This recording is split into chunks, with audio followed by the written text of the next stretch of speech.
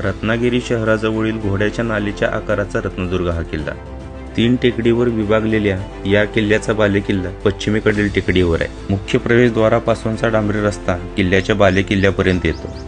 येथून काही पायऱ्या सोडून प्रवेशद्वाराकडे जातेवेळी 2 घुमट्या आहेत। प्रवेशद्वारातून आत आल्यानंतर भगवतीचे देखणे मंदिर आहे। शिवकालीन मंदिराचा वेळोवेळी जीर्णोद्धार करण्यात आलेला आहे। मंदिरासमोर दीपमाळ असून याच्याजवळ सरखेल कान्होजी आंग्रे यांचा पुतळा आहे। मंदिराच्या बाजूला भिंतींनी संरक्षित केलेली एक जागा आहे। हेच 3 तोंडाचा भुयारी मार्ग। याची खोली सुमारे 300 फूट असून किल्ल्याच्या मुख्य प्रवेशद्वाराच्या तटबंदीबाहेर समुद्राच्या काठाला तो निघतो।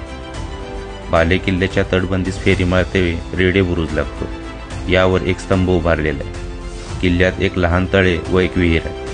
बालेकिल्ल्याच्या प्रवेशद्वाराच्या डावीकडे गणेश बुरुज आहे। येथून किल्ल्याचा मुख्य प्रवेशद्वाराची तटबंदी, दीपगृह व बाजूची तटबंदी दिसते।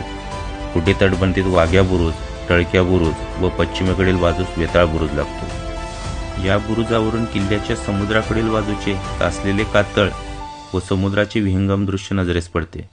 या बुरुजाजवळ वेताळाचे मंदिर आहे। किल्ल्याच्या वायव्येकडील बाजूस मारक्या बुरुज आहे।